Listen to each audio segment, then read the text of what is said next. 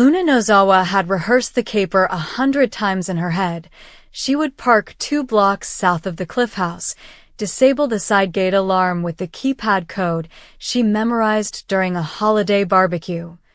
Coax Hayes Finnegan outside with the promise of feeding the neighbor's rescued hummingbirds, slip him into the booster seat already buckled inside her sedan, and be halfway to the desert hideout before Steffi or Finn even realized the toddler was missing.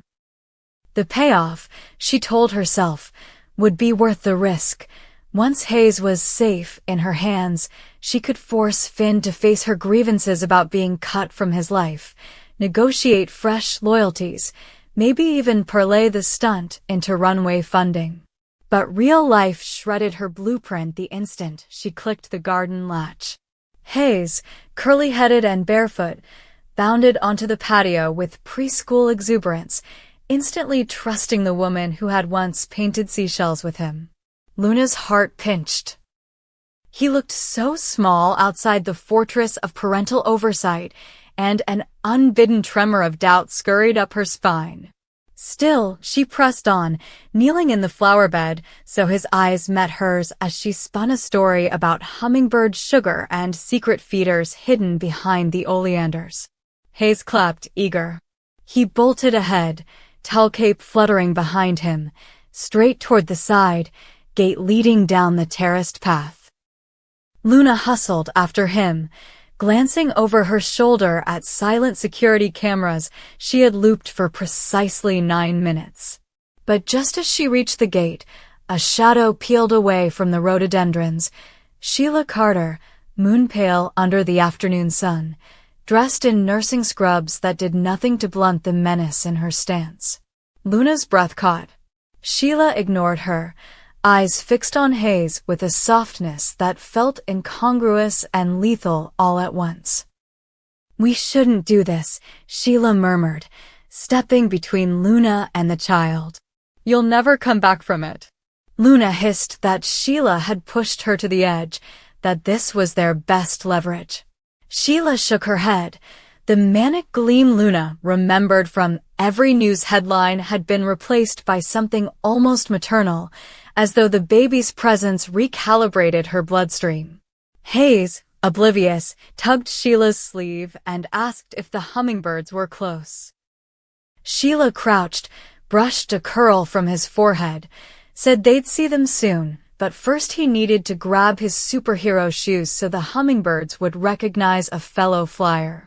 Delighted, Hayes darted back toward the open patio door. The instant he disappeared inside, Sheila lunged at Luna, snatching the woman's wrist with cobra speed. "No one steals my grandson," she growled, "especially not on my watch."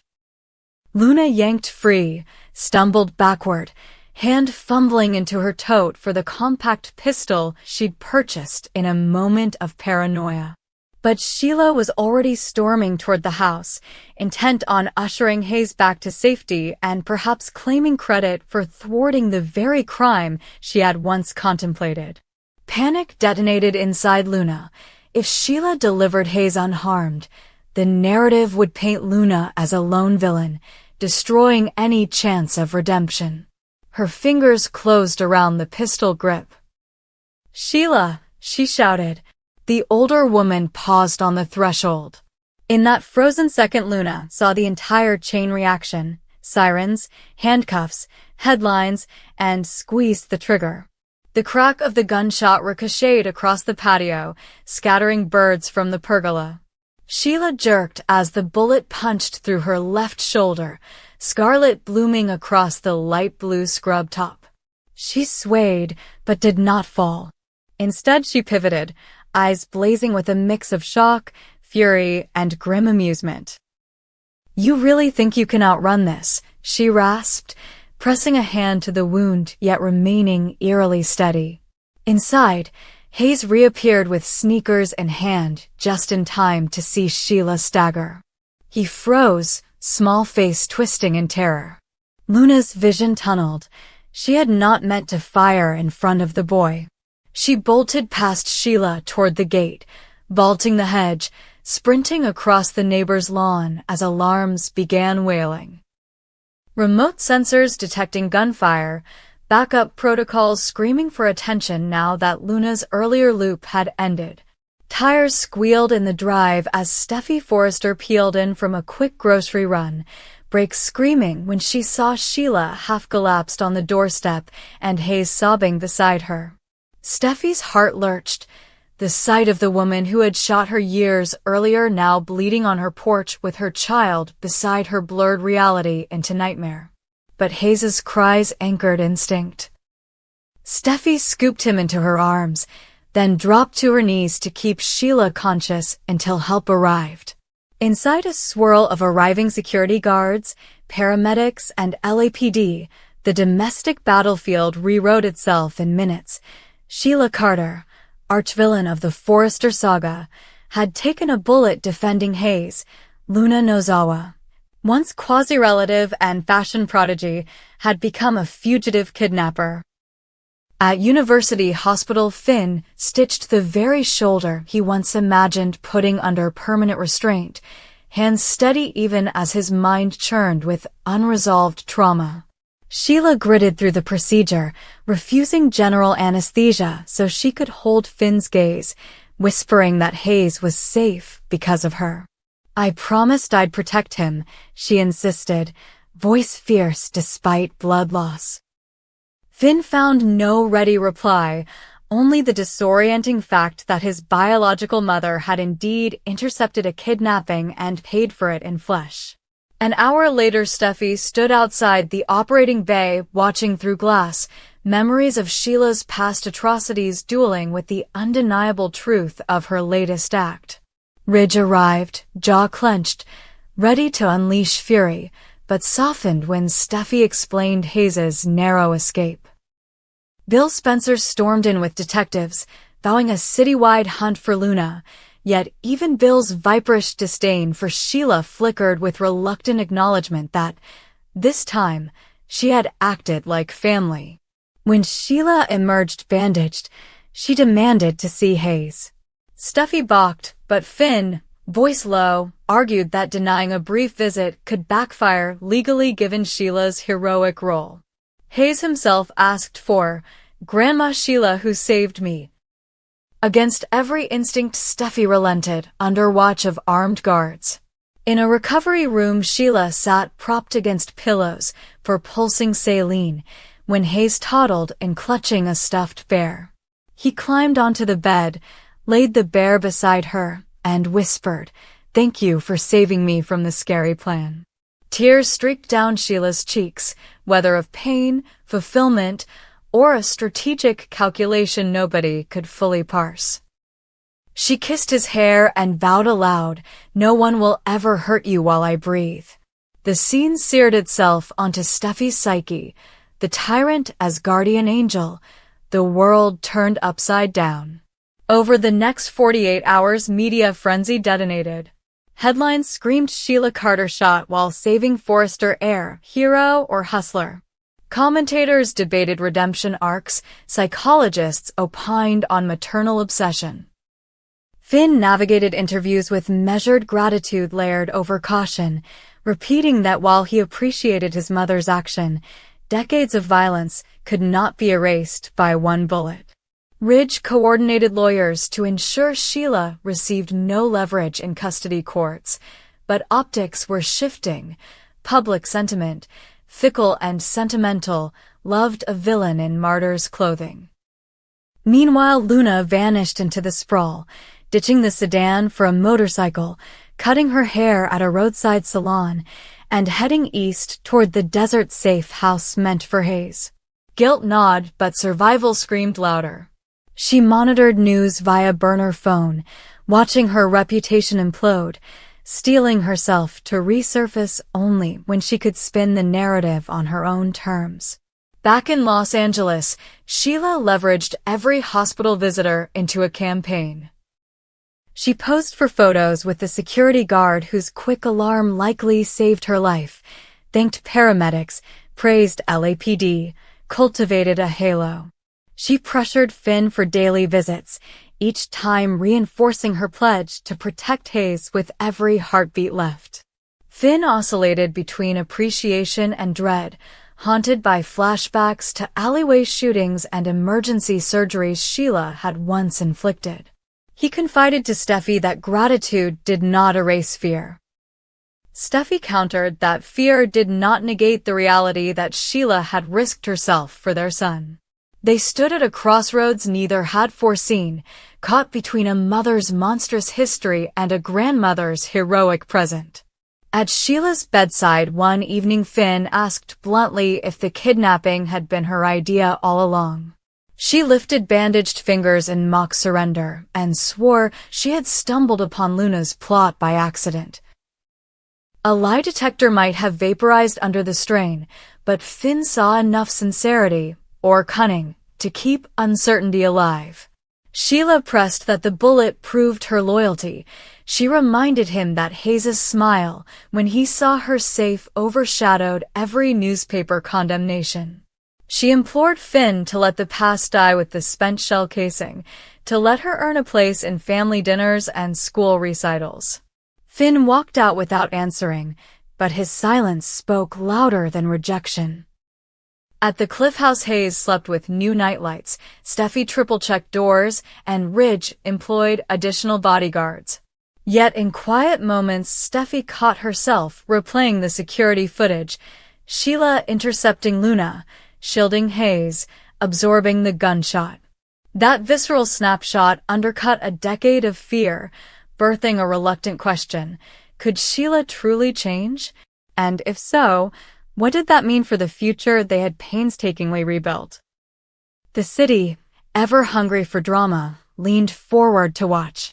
Luna, somewhere beneath desert stars, loaded the pistol's single remaining round, vowing to reclaim the storyline before Sheila cemented sainthood. Sheila, cradling a framed photo of Hayes brought by a sympathetic nurse, whispered a mantra of promise and possession. I protect what is mine. Finn, alone at the hospital cafeteria, sipped cold coffee, torn between honoring the woman who saved his son and safeguarding his family from the specter who had once terrorized them. The bullet wound would heal, the moral wound it opened might never. And in that uneasy space between gratitude and dread, the next chapter of the Forrester saga prepared to stir. Bill Spencer's private jet banked over the Mojave at dawn, its cabin turned into a war room where Ridge Forrester, Wyatt Spencer, and Carter Walton sifted through satellite shots the Spencer Tech Division had pulled from weather monitoring feeds. On every grainy frame the same speck of silver, a vintage Triumph motorcycle cut a ragged trail across unpaved service roads, vanishing under canyon overhangs only to reappear miles away near abandoned mining shacks. Ridge had insisted on joining the manhunt himself, his paternal protectiveness flaring hotter each hour Luna remained at large. Because Ridge had seen too many tragedies sprout from desperation, and he refused to let Hayes become collateral damage in another cautionary tale. Bill, pacing beside the minibar, snapped instructions into his phone for an interdiction team to set a perimeter at the GPS cluster where the bike last pinged. Wyatt relayed coordinates to deputy marshals loaned from a favor Bill traded months ago for burying a gambling exposé. Everyone in that plane understood time was a fuse hissing toward catastrophe. 70 miles below, Luna throttled the Triumph out of a gulch, mouth dry from dust and dread, her brain running loops of what-ifs that always ended with prison gates slamming shut. She'd burned through 2 burner phones, tossing SIM cards into Arroyo washouts to dodge triangulation, but she couldn't shake the sense that billion-dollar Spencer satellites were already painting crosshairs on her leather jacket. She parked near a boarded-up assay office, killed the engine, and stumbled inside to take stock. Half a bottle of sports drink, 3 protein bars, the pistol with 1 round, and a backpack stuffed with sketches for a couture line that now felt like artifacts from someone else's life. She slid to the floor, dizzy with regret. Stealing Hayes had been unthinkable, firing at Sheila even worse, but what gnawed her most was the look on the boy's face when the shot rang out. wonder flushing into fear as the woman he called Auntie Luna became the monster in his backyard. Tears pricked, but resolve hardened beneath. She wouldn't let Sheila rewrite history as savior while she rotted on tabloid front pages. Luna needed leverage, and leverage meant evidence. She powered on the battered laptop she'd swiped from a motel lobby and plugged in a thumb drive encrypted with every email, voice memo, and secret condition Venmo stub Sheila had ever sent her. If she could trade those files to Ridge or Bill, maybe she'd dodge attempted kidnapping charges. But first she had to get out alive. Back in LA, Steffi carried Hayes into Sheila's hospital room for the third supervised visit in as many days, each one boiling her insides even as she honored her promise to keep the dynamic transparent. She watched Hayes climb onto the bed, presenting Sheila with a crayon drawing of a dragon guarding treasure from bad guys, the toddler's subconscious clearly grappling with the chaos swirling around him. Sheila, pallid but alert, pressed the picture to her heart and whispered that dragons were fearless, that treasure was family. Steffi fought the urge to snatch her son away. The nurse on duty, a muscular ex-Marine on Spencer payroll, hovered nearby, hand never far from the panic clip on his belt. Sheila noticed, sighed theatrically, and told Steffi she understood the distrust yet urged her to let walls fall now that destiny had shown Sheila's true nature. Steffi answered with stony silence. A moment later Finn slipped in, lab coat streaked with powdered baby formula from a pediatric demo he'd run earlier. He checked Sheila's wound while reciting vitals that testified to her unlikely resilience. The bullet had missed the subclavian artery by 2 millimeters, a thread of luck keeping life and death in precarious harmony. Sheila used the proximity to murmur that fate had spared her for a reason, that perhaps she was meant to atone by standing as guardian at the gates. Particularly now that Luna roamed free with a weapon and a grudge. That manipulative hook embedded itself in Finn's mind. He had no counterargument for the practicality of someone who would die for Hayes, yet every line of his Hippocratic oath shuddered under the weight of how many lives the same woman had once imperiled. He finished bandage inspection and exited, dragging Steffi with him. In the hallway she whispered that if Finn gave Sheila an inch she'd bulldoze a mile. Finn agreed, but asked whether any of their current protectors would literally take a bullet like she did. Steffi stared, hating how the question twisted sense into paradox. Across town in a sterile conference chamber, Deputy DA Eileen Mendoza convened a roundtable with Lieutenant Baker, Carter Walton, and Justin Barber to weigh charges. Luna's attempted abduction and firing weapon were clear felonies. Sheila's prior record complicated her new public hero narrative. Finn and Steffi's statements painted Sheila as both guardian angel and lurking menace. The room's mood hinged on optics. Prosecute Sheila for prior crimes and risk alienating a sympathetic jury? Offer Luna a plea bargain for info on Sheila and risk looking lenient on child endangerment? Carter pushed the family's priority. Protect Hayes above reputational mud. Mendoza suggested immunity for Luna if she surrendered evidence proving Sheila seeded the kidnapping plot originally. Justin balked, warning Spencer Media would torch the DA if Luna walked. They tabled decisions pending Luna's capture. 3 hours later the interdiction team gridlocked a square mile of high desert, drones buzzing like flies in the dry thermals, thermal sensors combing for Luna's heat signature. Ridge and Bill landed at a dusty airstrip, commandeered all-terrain jeeps, and set off, Wyatt riding shotgun with a carbine across his lap. Ridge, phone glued to ear, guided Finn via patchy signal to remain in LA. Your place is with Steffi and Hayes until we secure the fugitive. He barked, but Finn's conscience bumped against doctor's duty. He volunteered to join medical evac if things went sideways. Ridge refused. The jeep convoy crested a ridge, dust plumes curling, when Wyatt spotted the Triumph behind Scrub. They split formation. Inside the assay shack, Luna heard engines, yanked the slide on her gun, then hesitated. Surrender meant survival, but maybe no justice for Hayes. Voices shouted outside, U.S. Marshals demanding compliance. Luna cracked the door, glimpsed Ridge's unmistakable silhouette. Emotion flooded.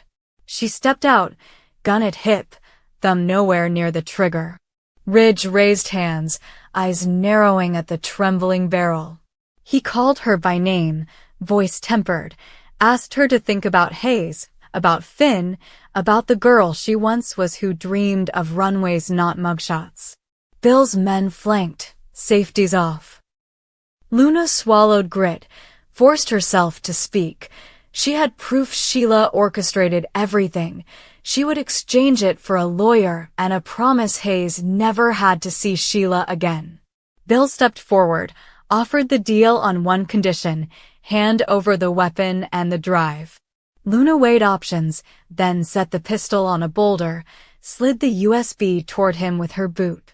Ridge exhaled as marshals cuffed her gently. Bill pocketed the drive, already planning a press release spinning Spencer Justice triumphing over mayhem. In Los Angeles, the drive's contents detonated like a depth charge. Clips revealed Sheila coaching Luna. Voice disguised, but forensic tracers matched laryngeal idiosyncrasies. Bank transfers tied to an offshore account under Sheila's alias funneled payments for operational expenses. A video recorded 4 days before the shooting showed Sheila boasting she'd step into gunfire if it cemented my right to that boy. Bill leaked selected snippets to The Spectator, flipping the public script in a single news cycle. Sheila's bedside turned from pilgrimage site to guarded cell as Baker marched in with new warrants. She tried pleading medical fragility. Baker quoted footage of her doing squats at 2 a.m. to keep circulation. He placed her under arrest for conspiracy, coercion, and endangering a minor, plus a potential enhancement for orchestrating gunplay. Steffi watched the cuffs snap shut and felt an unexpected pang, not sympathy, but a strange mourning for the calm that might have been if redemption were possible. Finn arrived moments later, expression carved from ice. Sheila reached for him, babbling explanations. The video was misinterpreted. She was role-playing contingencies. Luna had edited context. Finn didn't raise his voice. He simply said that saving Hayes did not erase engineering the danger, that real love does not treat a child like currency. Sheila's breath hitched. She whispered she would always protect him. Finn said protection built on manipulation is not protection at all. Nurses wheeled her out toward custody ward, leaving silence that rang louder than her departing pleas.